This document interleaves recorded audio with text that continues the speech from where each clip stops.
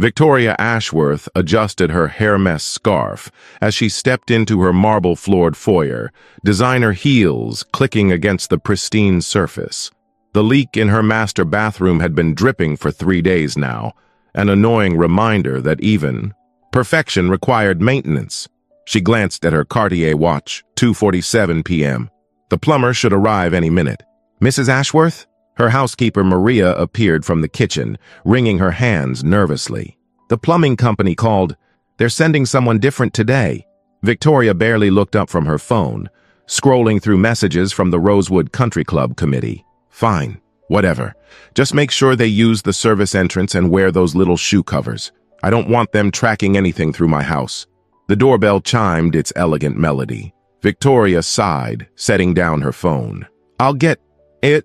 Probably doesn't speak proper English anyway." She opened the door expecting to see some gruff, overall-wearing man with a toolbox. Instead, she found herself face-to-face with Marcus Thompson. 6'2", broad shoulders filling out a clean navy uniform shirt, warm brown eyes that seemed to take in everything at once.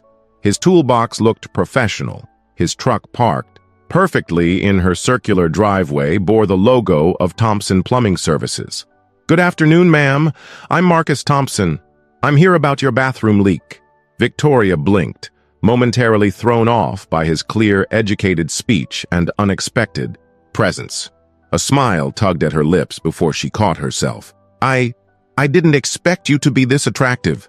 The words slipped out before she could stop them, followed by a nervous laugh. "I mean, I wasn't expecting—" "Never mind. Please, come in." Marcus raised an eyebrow but remained professional. "Thank you. If you could show me to the problem area?" As they walked through her palatial home, Victoria found herself stealing glances at him. He moved with quiet confidence, taking in the expensive artwork and furnishings without the wide-eyed awe she usually saw from service workers. It unsettled her in a way she couldn't quite name. "The leak is in the master suite," she said, leading him up the curved staircase. "It's been going on for days. I called your company because they said you were the best, but honestly, I expected someone more experienced. I've been doing this for 12 years, ma'am. Started my own company 5 years ago." His tone remained even, professional. Victoria felt heat rise to her cheeks. There was something about his presence that made her usual superiority feel forced, artificial.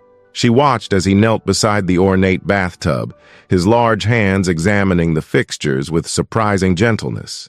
"The problem's in the seal here," Marcus explained, pointing to the base of the faucet. "It'll take about an hour to fix properly." "Whatever it takes," Victoria said, then added without thinking, "You're certainly not what I pictured when I called for a plumber." Marcus looked up at her then, his gaze direct but not challenging. "And what did you picture, Mrs. Ashworth?" The question hung in the air between them, loaded with implications Victoria wasn't ready to acknowledge. She laughed nervously, smoothing her blonde hair. "Oh, someone less professional looking." "Hello, the Shade of Love family. So happy you're here. Before we jump into the next part of the story, tell us, where are you watching from? Drop your country and state in the comments. Also, how's the story been so far? We love reading your thoughts. Yes, every single comment, and it really keeps us motivated. Let's aim for 50 comments on this video. Think we can hit it? Your support means the world, so don't forget to comment, share, and keep the energy flowing." Victoria retreated to her walk-in closet while Marcus worked, but she could hear the steady sounds of his tools through the bathroom door. She pulled out her phone and dialed her best friend Caroline. "You won't believe what just happened," Victoria whispered into the phone. "The plumber they sent is, well, he's black, and he's actually quite handsome." Caroline's laugh tinkled through the speaker. "Victoria, you sound surprised. Though I suppose in our circles we don't usually encounter their kind in professional situations." "That's just it," Victoria continued, organizing her handbags while talking. "He owns his own company, speaks perfectly well. It's just so unexpected." "Well, good for him, I suppose. Though you know what they say, there are always exceptions. Probably had some kind of affirmative action help getting started. Or maybe he's one of those who tries to act above his station." Victoria nodded, even though Caroline couldn't see her. This made sense. Her family had always taught her that success came from hard work and good breeding. People from certain backgrounds simply didn't have the same advantages or work ethic. When she occasionally encountered someone who seemed to contradict this, there was usually an explanation: special programs, lucky breaks, or putting on an act. Her mother's voice echoed in her head. "Victoria, darling, it's not that we look down on anyone. We simply recognize that different people have different capacities. It's not cruel to acknowledge reality." Through the door, she could hear Marcus humming softly as he worked. Something about the melody was oddly soothing. She found herself moving closer to listen, then caught herself. What was she doing? Her phone buzzed with a text from her husband, Richard. "Golf ran long. Won't be home until 8. Hope the plumber isn't too disruptive." Victoria typed back, "It's fine. He seems competent enough." But even as she sent the message, she felt a strange flutter in her stomach. Marcus Thompson was definitely more than competent. He was intriguing, and that scared her more than she cared to admit. She walked to her bedroom window, looking out at the perfectly manicured grounds of their Buckhead estate.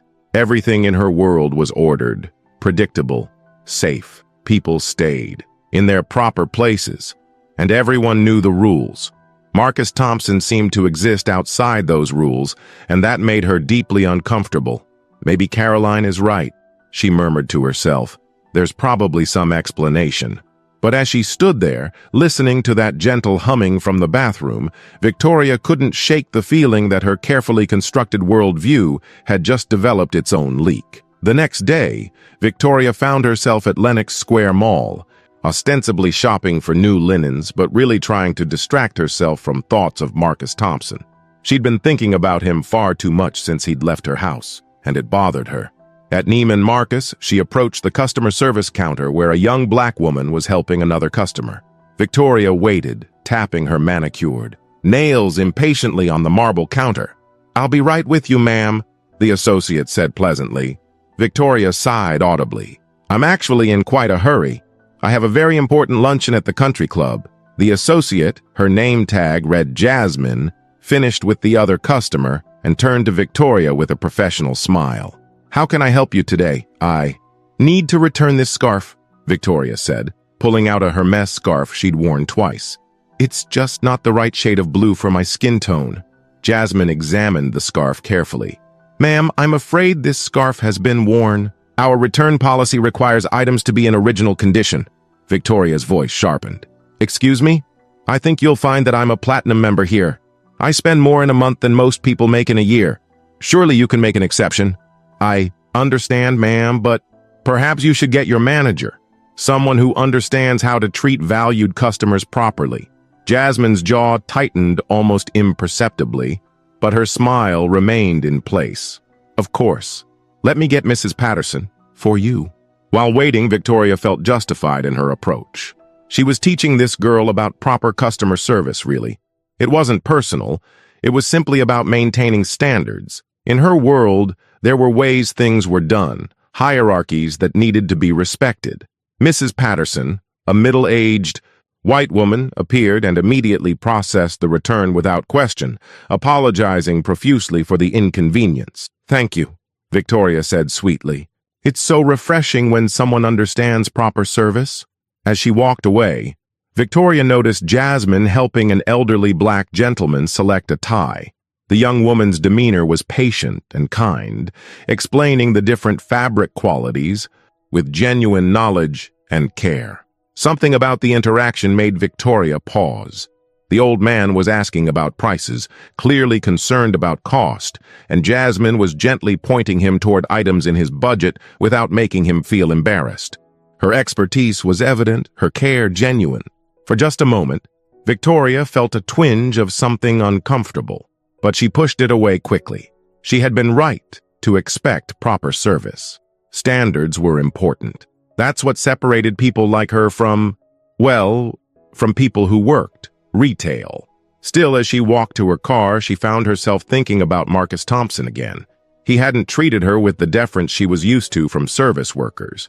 He'd been professional, yes, but there had been something in his eyes, quiet dignity that hadn't required her approval. It was confusing, and Victoria Ashworth did not like being confused. A week later, Victoria's perfect world collided with reality at the most unexpected place, Piedmont Park. She was there for the annual charity fundraiser, Art in the Park, representing the Junior League. The event was supposed to showcase local artists, though Victoria privately thought most of the work was rather pedestrian. She was standing near the silent auction tables, clipboard in hand, when she heard a familiar voice. "Mrs. Ashworth?" She turned to see Marcus Thompson approaching, but he looked completely different. Gone was the work uniform. Instead, he wore khakis and a button-down shirt, and he was holding the hand of a little girl who couldn't have been more than 6 years old. "Oh, Mr. Thompson." Victoria felt flustered, caught off guard. "I didn't expect to see you here. My daughter Zoe is in the children's art program," Marcus explained, his smile warm as he looked down at the little girl. "She's been looking forward to this for months." Victoria stared at the child, all big brown eyes and natural curls tied up with a bright yellow ribbon. She was holding a small painted canvas, beaming with pride. "I painted a butterfly," Zoe announced, holding up her artwork for Victoria to see. "That's very nice," Victoria said awkwardly. She wasn't used to talking to children, especially not in this context. "Zoe's been taking art classes at the community center," Marcus continued. "They've been working with some of the artists here today. It's been incredible for her confidence." Victoria looked around the park with new eyes. She'd been so focused on the fundraising aspect that she hadn't really noticed the diversity of the families enjoying the event. Children of all colors were running around with painted hands and huge smiles. Parents were genuinely engaged with the art, not just treating it as a social obligation. "The community center?" Victoria asked, despite herself. "The Martin Luther King Jr. Community Center on Auburn Avenue," Marcus explained. "They have amazing programs for kids. Art, music, tutoring.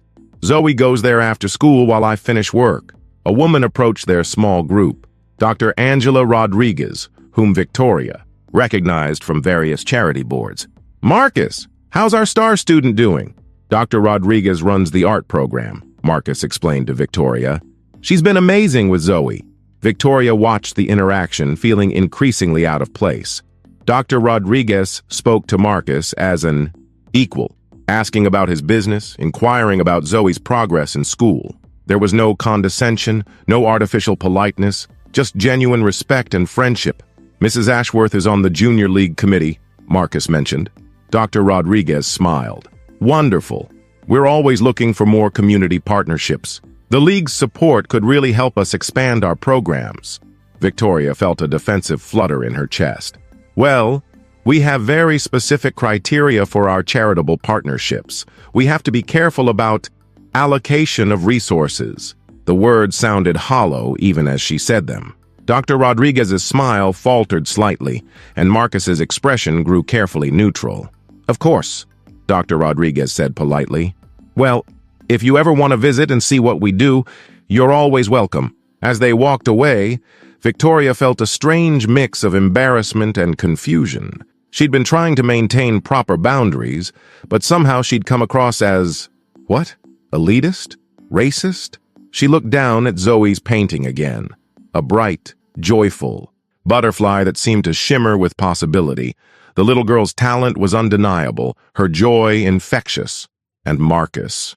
Marcus was clearly a devoted father who cared deeply about his daughter's development. Nothing about this fit the neat categories Victoria had always used to organize her world, and for the first time in her privileged life, she wondered if those categories might be wrong.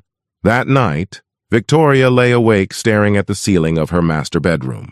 Richard was snoring softly beside her, but sleep eluded her completely.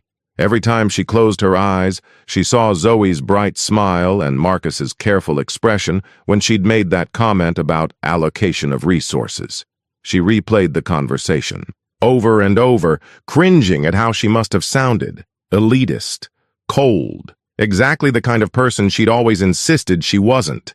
Victoria slipped out of bed and padded downstairs to her study. On her desk sat a stack of Junior League materials, including their criteria for charitable partnerships.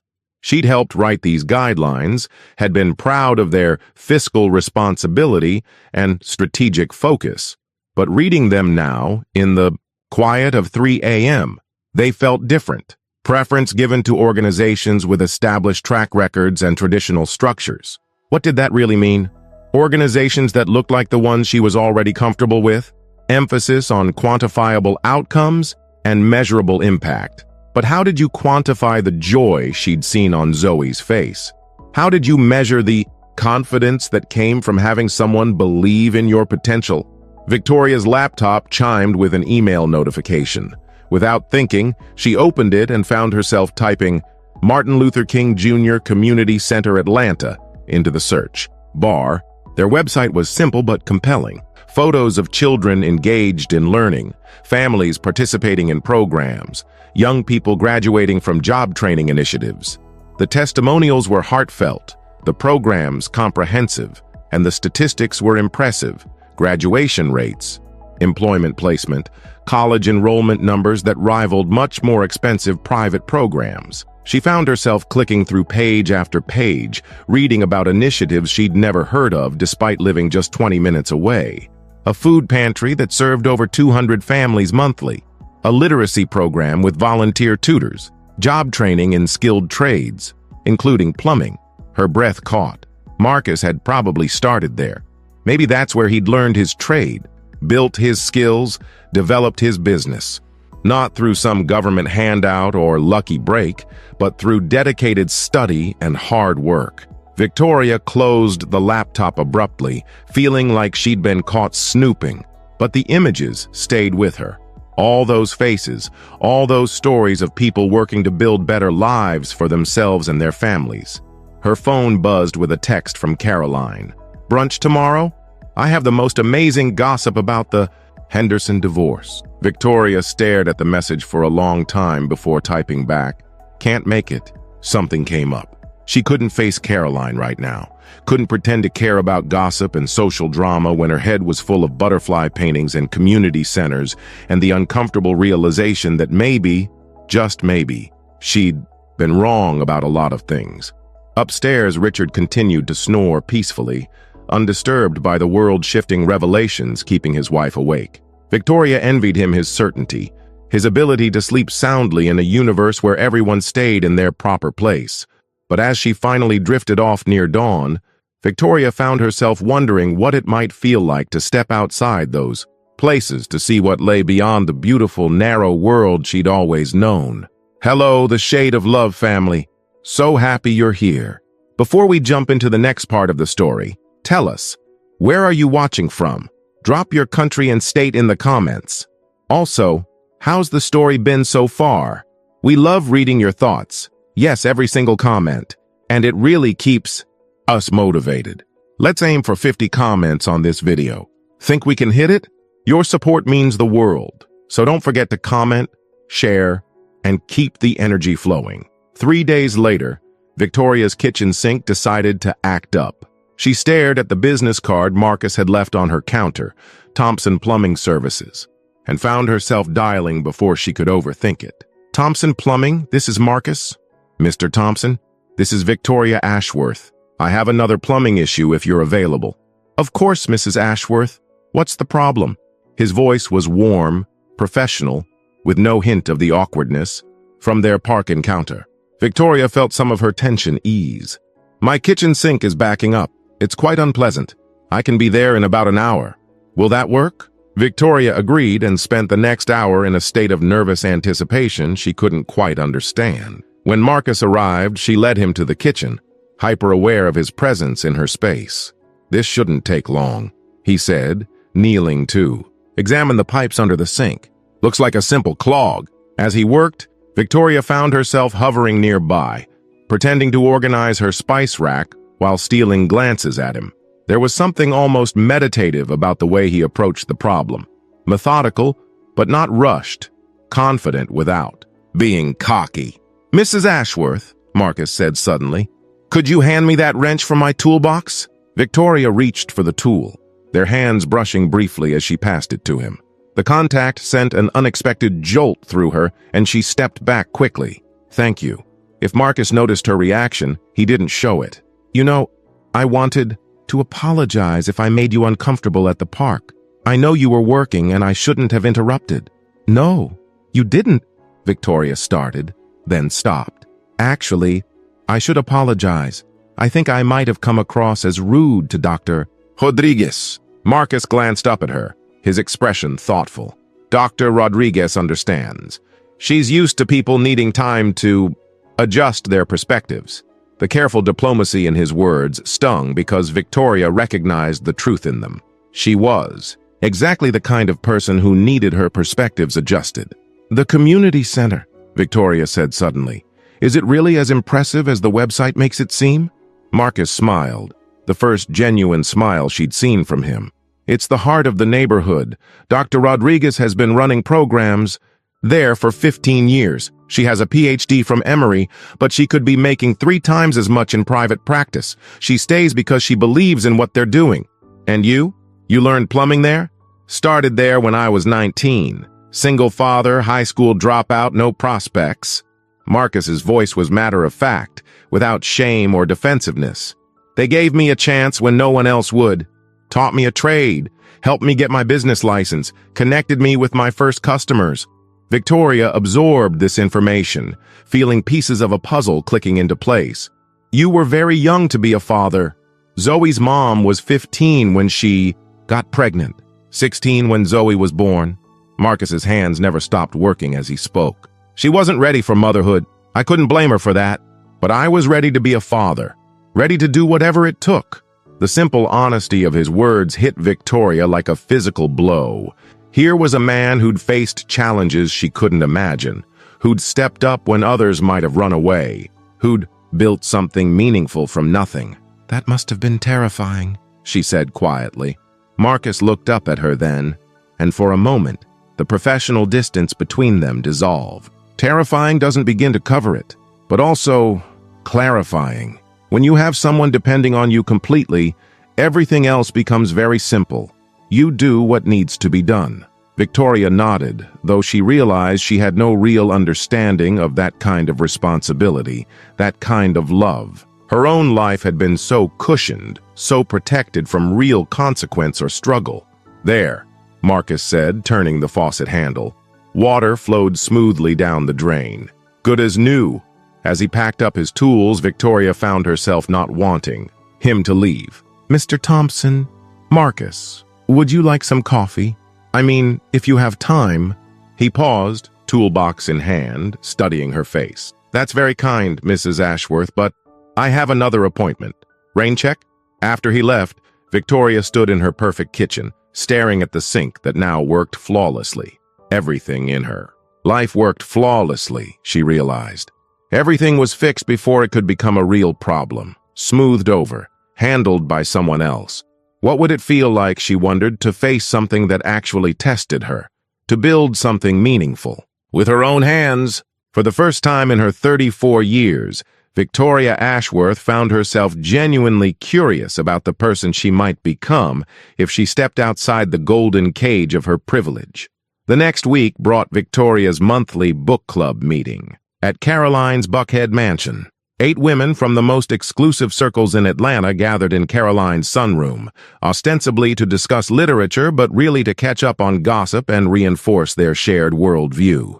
"I've been thinking about expanding our charitable giving," Victoria said during a lull in the conversation about the latest novel, a safe, literary choice about wealthy families in Martha's Vineyard. Caroline looked up from her mimosa. "Oh? What did you have in mind?" "The Martin Luther King Community Center on Auburn Avenue.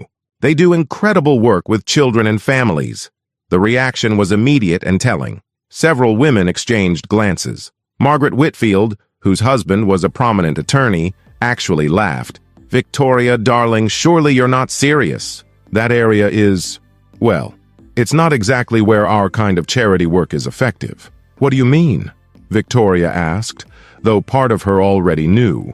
"Those people," Margaret continued delicately, "they have different values, different priorities. They're more interested in handouts than hand-ups. We've found our resources are much better utilized in organizations that share our commitment to traditional values." Sharon Montgomery, the governor's wife, nodded sagely. Margaret's absolutely right. The Junior League has always focused on sustainable, responsible charity. We can't be seen supporting programs that might enable dependency. Victoria felt her chest tighten. But what if they're actually creating independence? What if these programs are helping people build real skills, start businesses, educate their children? Oh, Victoria, Caroline said with a patronizing smile, you're being so sweet and naive. Of course they tell donors what they want to hear. But look at the statistics. Poverty rates in those communities haven't changed significantly despite decades of government programs and charitable giving. Maybe because the right kind of support hasn't been consistently available, Victoria countered, surprised by her own boldness. The temperature in the room seemed to drop several degrees. These women had known each other for years, moved in the same circles, shared the same assumptions.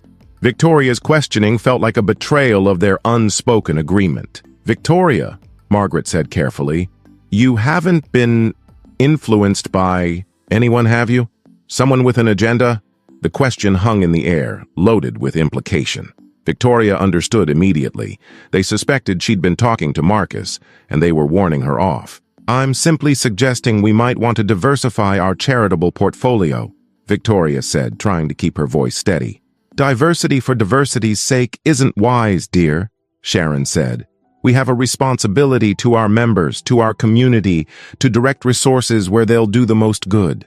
That means supporting organizations that align with our values and demonstrate real accountability. Caroline leaned forward conspiratorially. Besides, Victoria, you have to think about appearances. Richard's firm has clients who expect certain standards.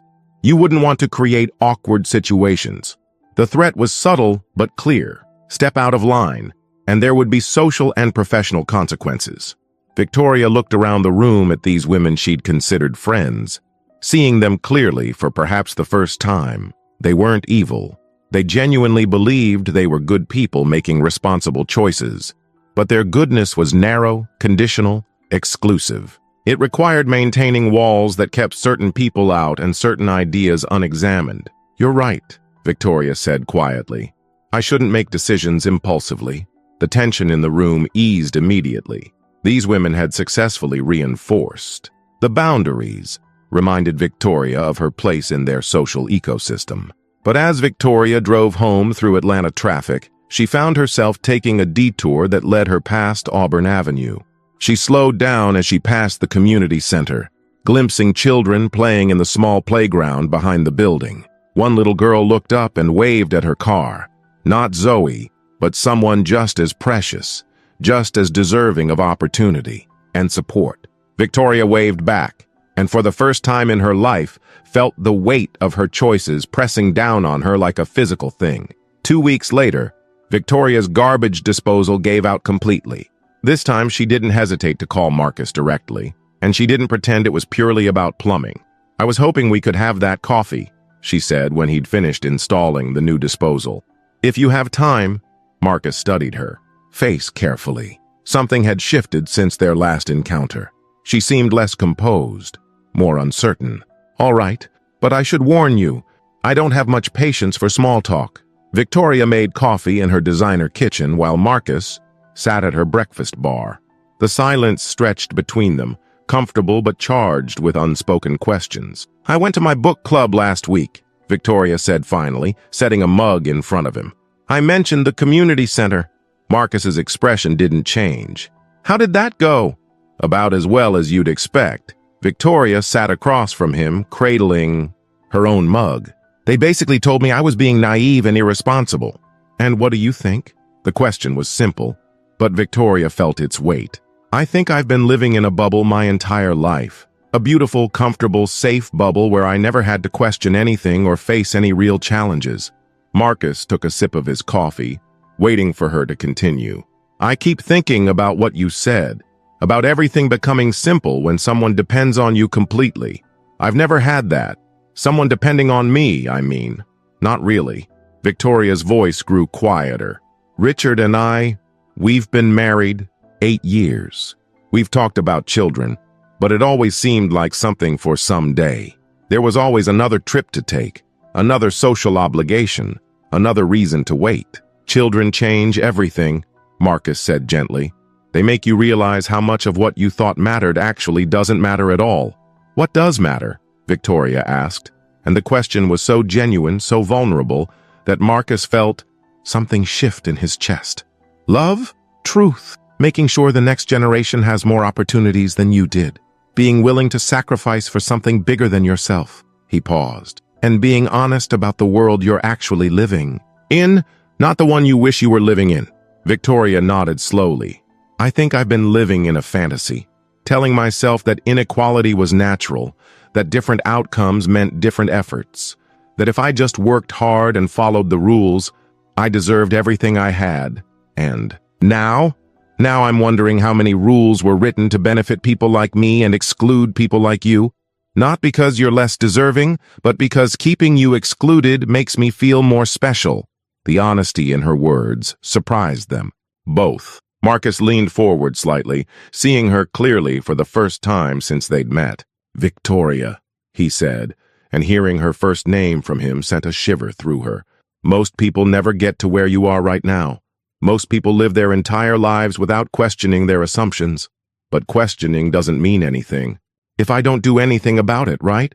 Marcus smiled, not the polite, professional smile she was used to, but something warmer, more real. Right. They sat in silence for a moment, the air between them crackling with possibility and danger. Victoria was married, wealthy, white. Marcus was a single black father trying to build a business and raise his daughter. Everything about their situation was complicated. But in that moment, in Victoria's pristine kitchen with the afternoon sun streaming through her windows, they were just two people seeing each other honestly for the first time. I don't know how to change, Victoria admitted. I don't even know where to start. Start small, Marcus said. Start with one true thing and build from there. As he gathered his tools to leave, Victoria felt a desperation she'd never experienced before. The fear that this conversation, this connection, this glimpse of who she might become would slip away if she let him walk out that door. Marcus, she called as he reached the foyer. Thank you for seeing something in me that I didn't even know was there. He turned back, his expression serious but not unkind. It was always there, Victoria. You just needed a reason to look for it. After he left, Victoria sat in her empty kitchen for a long time, staring at the two coffee mugs and wondering if she had the courage to become the person she'd glimpsed in their conversation. The breaking point came unexpectedly, as they often do. Victoria was at the grocery store on a Thursday afternoon when she witnessed something that shattered her remaining illusions about her comfortable world. She was in the parking lot, loading organic produce into her Mercedes, when she heard raised voices near the store entrance. A security guard was confronting a young black mother with two small children, accusing her of shoplifting. "Ma'am, I need you to come back inside and empty your bag," the guard was saying, his voice aggressive and demanding. The woman, she couldn't have been more than 25, looked mortified and frightened. "I didn't steal anything. I have my receipt right here. I saw you put something in your bag without paying for it." Victoria watched, frozen, as other shoppers hurried past, eyes averted, unwilling to get involved. The woman's children clung to her legs, sensing their mother's distress. "Please," the woman said, her voice breaking. "I have my receipt. I paid for everything." The guard, a large white man with a permanent scowl, grabbed her purse roughly. "We'll see about that." That's when Victoria's paralysis broke. She found herself walking toward the confrontation, her heels clicking loudly on the asphalt. "Excuse me," she said, her voice carrying the authority of privilege and breeding. "What seems to be the problem here?" The guard looked up, clearly recognizing Victoria's type. Wealthy, connected, not someone to antagonize. "Ma'am, this woman was shoplifting. I'm handling the situation." Victoria looked at the young mother, seeing real fear in her eyes. "Did you see her steal something?" "I saw her put something in her bag." "That's not what I asked. Did you see her steal something? Actually take an item without paying for it?" The guard shifted uncomfortably. "Well, no, but then why are you harassing this woman and terrorizing her children?" The word harassing hung in the air. Other shoppers had started to notice the confrontation, and Victoria could feel their eyes on her. She was making a scene, drawing attention, behaving in a way that violated every social rule she'd been taught about maintaining dignity and avoiding conflict. "Ma'am," the guard tried again, "I have a responsibility. Your responsibility is to protect paying customers, not to racially profile them." Victoria's voice was getting louder, more forceful. "This woman has a receipt. She paid for her groceries. Yet you're treating her like a criminal based on what? Her skin color?" The accusation of racial profiling made the guard angry. "Now, wait just a minute." "No, you wait." Victoria stepped closer to the young woman, creating a physical barrier between her and the guard. "This is completely unacceptable, and I want to speak to your manager immediately." What followed was a blur of apologies, embarrassed explanations, and the store manager practically groveling to avoid a confrontation with someone of Victoria's obvious status. The young mother was allowed to leave with her dignity somewhat intact, though Victoria could see the humiliation still burning in her eyes. "Thank you," the woman said quietly as they walked toward their cars. "You didn't have to do that." "Yes, I did," Victoria replied, surprising herself with the certainty in her voice. "I absolutely did." Later that night, Victoria sat in her study, replaying the incident over and over. She thought about all the times she might have witnessed similar situations and looked away, all the moments when her privilege could have been used as a shield for someone else but wasn't. She thought about Marcus, about Zoe, about Dr. Rodriguez and the community center. She thought about the young mother's frightened children and the guard's casual assumption of authority, and she thought about her book club friends, who would be horrified by her behavior, who would see her public confrontation as embarrassing and inappropriate. For the first time in her life, Victoria Ashworth didn't care what they thought. She picked up her phone and dialed a number she'd memorized but never called. "Dr. Rodriguez, this is Victoria Ashworth. We met at the park fundraiser. I was wondering, would it be possible for me to visit the community center? I'd like to see what you do there." Victoria stood outside the Martin Luther King Jr. Community Center on a gray Tuesday morning, her hands trembling slightly as she reached for the door handle. She'd dressed carefully, not too formal, not trying too hard, but still herself. A simple sweater and slacks, minimal jewelry. Dr. Rodriguez greeted her warmly, showing no surprise at Victoria's sudden interest. "I'm so glad you decided to visit. Would you like a tour?" The building was older than Victoria had expected, but it hummed with energy and purpose. Children's artwork covered the walls, bright and hopeful. In one room, teenagers worked on computers, learning job skills. In another, elderly residents played chess and shared stories. "We serve about 300 families regularly," Dr. Rodriguez explained as they walked through the hallways. "Food pantry, after-school programs, job training, health screenings, legal aid clinics, whatever the community needs." Victoria stopped in front of a bulletin board covered with photos. Graduation ceremonies, job placements, family celebrations. One photo caught her eye. Marcus in a cap and gown holding a certificate, with a much younger Zoe beaming beside him. "Marcus finished his business certification program here 3 years ago." Dr. Rodriguez noticed her looking. "He was one of our success stories even before that, but he wanted to formalize his business education." "He never mentioned that," Victoria said softly. "Marcus doesn't talk about himself much. He's too busy helping other people." Dr. Rodriguez led her to a classroom where Marcus was indeed helping other people, teaching a basic plumbing workshop to 6 men of various ages, all eager to learn a marketable skill. "The key is understanding water pressure," Marcus was saying, demonstrating with a section of pipe. "If you don't respect the physics, you'll flood someone's house." The men laughed, but they were paying close attention. Victoria could see how naturally Marcus taught, how he made complex concepts accessible without talking down to anyone.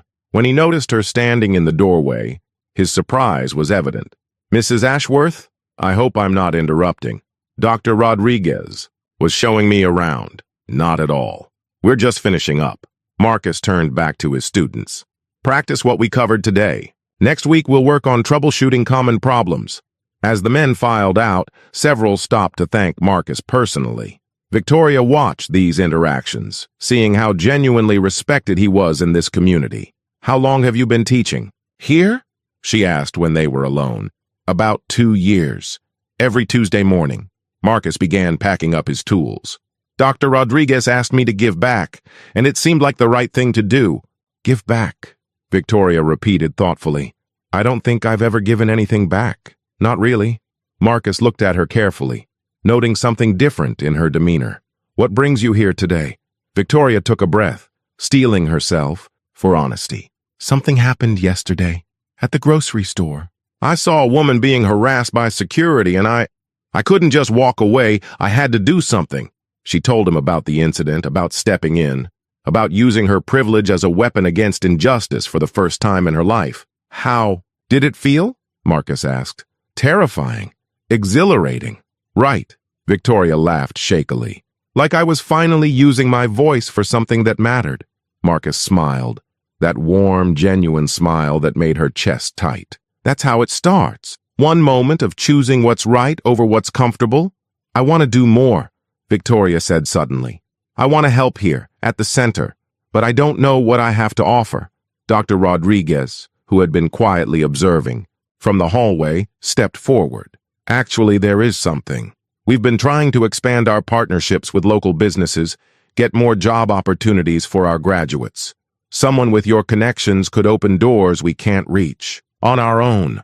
Victoria felt a flutter of possibility. "My husband's law firm, the country club, the junior league connections.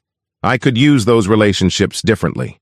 It won't be easy," Marcus warned gently. "Your friends might not understand." Victoria thought about the book club, about Caroline's patronizing smile, about Margaret's casual dismissal of those people. She thought about Richard, who would worry about appearances and professional consequences.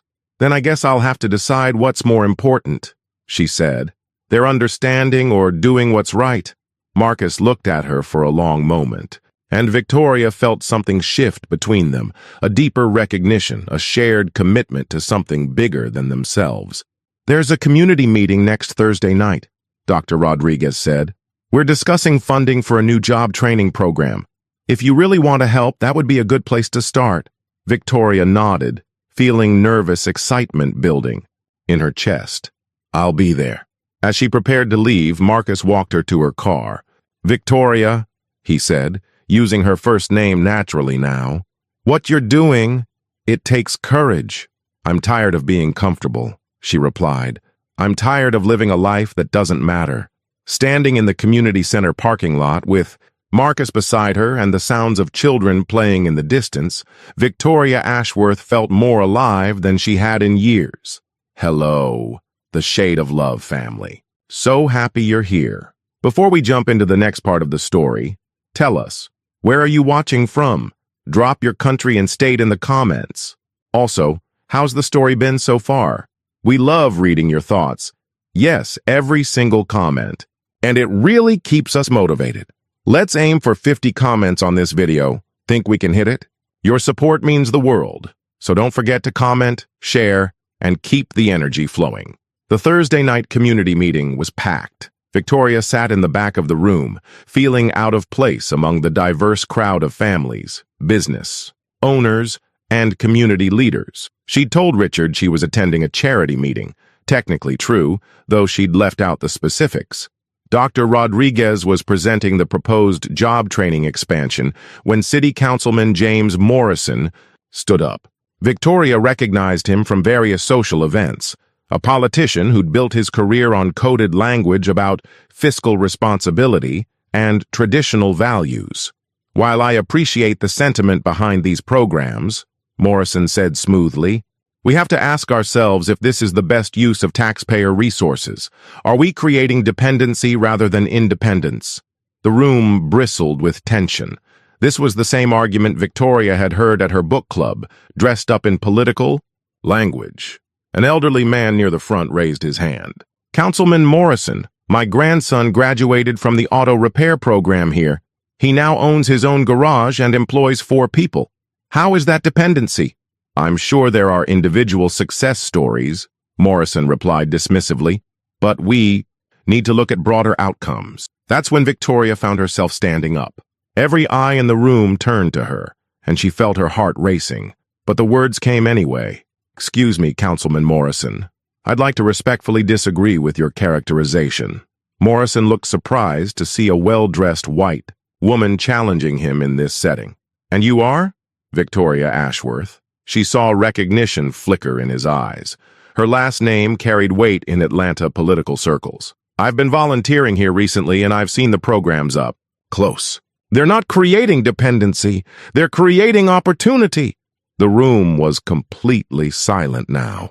Victoria could feel Marcus's eyes on her from across the room, encouraging and worried at the same time. "Mrs. Ashworth," Morrison said carefully, "I'm sure you mean well, but these programs are giving people the tools they need to build better lives." Victoria interrupted, her voice growing stronger. "I've met the graduates. I've seen their businesses, their families, their contributions to the community. The only dependency I see is the community's dependence on their success." Dr. Rodriguez smiled proudly from the front of the room. Several community members nodded. Approvingly, Morrison's face darkened. "Mrs. Ashworth, with all due respect, you come from a very different world. You might not understand the complexities." "You're right," Victoria said, her voice carrying across the room.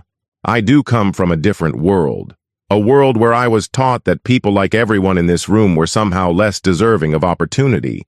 A world where I was comfortable believing that inequality was natural instead of manufactured." The room stirred. This was not what anyone had expected from the wealthy white woman in the back. "But I've learned something these past few weeks," Victoria continued. "The only thing that's natural about inequality is how easily those of us who benefit from it convince ourselves we've earned it. The truth is, I had advantages from birth that had nothing to do with my merit and everything to do with my circumstances. The least I can do now is use those advantages to level the playing field." Morrison was clearly struggling to respond. Attacking Victoria directly would be political suicide, but her words were undermining his entire position. "Furthermore," Victoria pressed on, "I'll be personally pledging $50,000 to support the job training expansion, and I'll be reaching out to my network, business owners, professionals, board members, to create job placement partnerships for program graduates." The room erupted in applause. Victoria sat down abruptly, her legs shaking from adrenaline and fear. She'd just made a public commitment that would require her to explain herself to Richard, to her friends, to her entire social circle. After the meeting, people approached her to shake hands and thank her. Marcus was among the last to reach her. "That was incredible," he said quietly, "and terrifying. Are you okay?" Victoria laughed, a sound that was part joy and part hysteria. "I have no idea. I just pledged $50,000 and promised to leverage my entire social network for a cause my husband doesn't know I care about. My book club is going to disown me. Are you going to be in trouble at home?" Victoria considered. Richard would be concerned about appearances, about professional implications, about maintaining their carefully cultivated image, but she found she didn't care as much as she'd expected to. "Probably," she admitted. "But you know what? If standing up for what's right causes problems in my marriage, then maybe the problems were already there." As they walked to the parking lot together, Victoria felt the weight of her public commitment settling on her shoulders. There was no taking it back now, no pretending she hadn't crossed a line that couldn't be uncrossed. "Marcus," she said as they reached her car. "Thank you." "For what?" "For seeing who I could become before I saw it myself." He smiled, and in the parking lot lights, Victoria could see warmth and respect and something else, something that made her heart race in a way that had nothing to do with public speaking and everything to do with the man standing beside her, the person who stood up in there tonight. Marcus said. "That was always you, Victoria. You just needed to find your voice." 6 months later, Victoria stood in the community center's new job training facility, watching Zoe paint at an easel while Marcus taught a Saturday morning workshop for small business owners. The space hummed with activity. Graduates from the program now mentoring new students, families celebrating milestones, community members working together toward shared goals. Her marriage to Richard had ended 3 months ago, not because of Marcus, though Richard had certainly suspected something, but because Victoria could no longer pretend to be the person she'd been before. The woman who cared more about appearances than substance, who valued comfort over justice, who could witness inequality and look away. The divorce had been civilized but painful. Richard genuinely couldn't understand what had gotten into her, why she'd thrown away their perfect life for what he saw as misguided idealism. Her book club friends had rallied around Richard, viewing Victoria's transformation as a kind of mental breakdown brought on by middle-age restlessness. But Victoria felt more herself than she ever had. The job placement program she'd spearheaded had already helped 37 people find meaningful employment. Her network of business contacts had expanded beyond the country club set to include entrepreneurs and community leaders from every corner of Atlanta. She'd discovered skills she never knew she had: organizing, advocating, building bridges between worlds that had previously existed in isolation. "Mrs. Victoria," Zoe called out, running over with her latest painting, a landscape featuring every color in the rainbow. "Look what I made!" Victoria knelt down to examine the artwork seriously. The way she'd learned children's work deserved to be examined. "Zoe, this is absolutely beautiful. Tell me about these colors. They're so vibrant." As Zoe chattered about her artistic choices, Victoria caught Marcus's eye across the room. He smiled at her, that warm, genuine smile that had become as familiar as her own reflection. Their relationship had developed slowly, carefully, with full awareness of the complexity of their situation. A wealthy white woman and a black single father navigating not just personal attraction, but the social implications of their connection. They'd talked extensively about race, class, privilege, and responsibility, about what it meant to love someone, across societal divides, and what it required of both of them. "You know," Marcus had said one evening as they walked through Grant Park with Zoe, "when I first met you, I thought you were just another privileged white woman who saw me as help." "I was," Victoria had replied honestly. "That's exactly what I was." And now, Victoria had considered the question seriously. "Now I'm a privileged white woman who's trying to figure out how to use that privilege responsibly. Still learning, still making mistakes, but at least I'm awake now." That conversation had happened 2 months ago, and it had led to others, about their future, about Zoe, about the life they might build together. Not as some fairy tale where love conquered all, but as two people committed to growing, learning, and building something meaningful together. Now, watching Zoe show off her painting to anyone who would look, Victoria felt the deep satisfaction of a life aligned with her values. She wasn't rich anymore, not by her previous standards. The divorce settlement had been fair but not generous, and she'd donated a significant portion of her assets to the community center and other local organizations. She lived in a modest condo in Virginia Highland, drove a Honda instead of a Mercedes, shopped at Target instead of Neiman Marcus. But she was wealthy in ways she'd never been before, rich in relationships that mattered, in work that had purpose, in love that was grounded in mutual respect and shared commitment to justice. "How's the new job training cohort looking?" she asked Marcus as he finished packing up his teaching materials. "Really promising. We have 12 people starting next week. Mix of ages and backgrounds, but all motivated to learn. Your contact at the plumbing supply company came through with donated materials." Victoria nodded, making a mental note to send a thank you note. Building and maintaining these relationships had become second nature to her now. And the city council. "Meeting next week? Morrison's going to fight the expanded funding? But we have the votes. Your presentation last month really made the difference." Victoria still couldn't quite believe how naturally public speaking had come to her once she'd found something worth speaking about. The terrified woman who'd stood up at that first community meeting had evolved into someone who regularly testified before city council, spoke at fundraisers, and advocated tirelessly for community investment. As they prepared to leave the center, Zoe skipped between them, her small hand reaching for Victoria's. The gesture was automatic now, natural, but it still filled Victoria with wonder. This child had accepted her completely, trusted her, included her in the family she and Marcus were building together. "Victoria," Marcus said as they reached the parking lot. "I have something to ask you." She looked at him, noting something different in his expression. Nervous excitement mixed with determination. "I've been thinking about what you said, about building something meaningful together, about commitment that goes beyond just the two of us." Victoria's heart began to race as Marcus reached into his pocket and pulled out a small velvet box. "I want to build a life with you, a real partnership. I want us to raise Zoe together, maybe have more children together. I want to keep working together to make this community better." He opened the box to reveal a simple, beautiful ring. "Will you marry me?" Victoria looked at the ring, at Marcus's hopeful face, at Zoe jumping up and down with excitement, and felt tears streaming down her cheeks. A year ago, this moment would have been impossible. A year ago, she'd been a different person living a different life, blind to her own privilege and potential. "Yes," she whispered, then louder, "Yes, absolutely yes." As Marcus slipped the ring onto her finger, Victoria thought about the journey that had brought her here. From the woman who'd made casual, racist comments about expecting an uneducated plumber, to this moment, engaged to a man she respected and loved, committed to a life of meaning and purpose. She wasn't naive about the challenges ahead.